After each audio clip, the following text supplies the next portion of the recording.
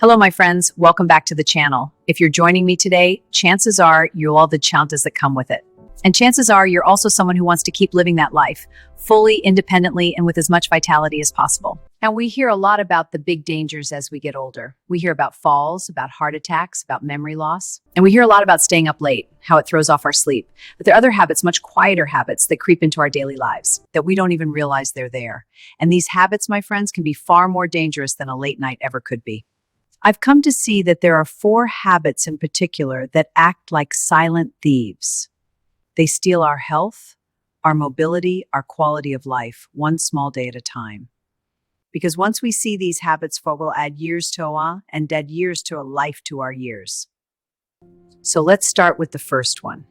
And I have to tell you, it's probably the most common habit of all. By the end of the day, you might have been sitting for 6, 8, even 10 hours. And here's the thing, our bodies were not designed for that. When you sit for long periods, your blood flow slows down. The muscles in your legs, the biggest muscles in your body, barely do any work. This increases your risk of developing blood clots, deep vein thrombosis, which can lung to your brain and cause a pulmonary embolism or a stroke. That's the extreme. Even on a day-to-day level, stickens your muscles and slows your metabolism. I know Delum his first and movie he's in a row, and was proud of the fact that he could sit still for so long. They'd ache when he stood up. Frank, your knees aren't worn out from too much walking. They're stiff from too much sitting. Now he sets a timer. Every half hour, when the timer goes off, I get up. It's a small change, but it's made a world of difference.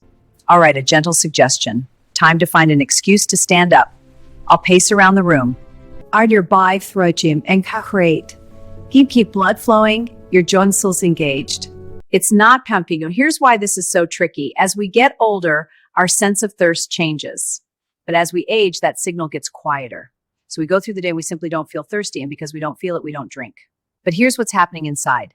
When you're even mildly dehydrated, your blood becomes thicker.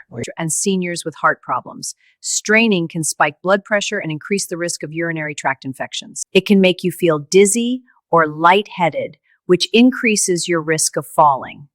So how much is enough? Most doctors recommend that seniors aim for about 6 to 8 glasses of fluid a day. It should be a pale straw-like yellow. If it's dark, that's your body waving a little flag telling you it needs more. 2 habits down. Sitting too long and not drinking enough water. They seem so simple, don't they? But they are powerful, and we have 2 more to talk about. But as we've seen, they have extraordinary power over our health. Let's you. Let's move on to the 3rd habit. It comes from a desire to be healthy. I'm talking about over-exercising. Oh, please don't misunderstand me. Movement is essential. But like any piece in medicine, and the type matters. But as we cross that 65, 70, 75-year mark, our joints, our muscles, our cardiovascular system, Bill was always proud of his stamina. He'd walk 4 miles every morning. He gave out.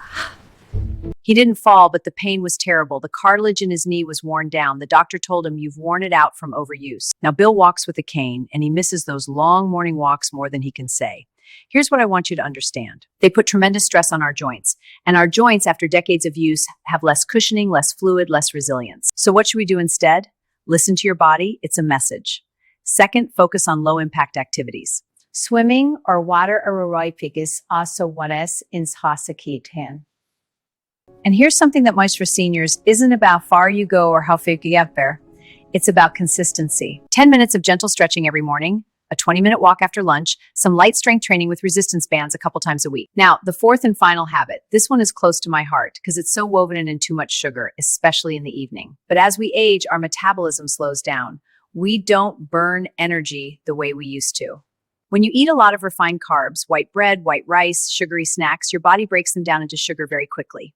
But if there's too much sugar too often, your cells can become resistant to insulin. And when we eat blood vessels, increases the risk of heart disease.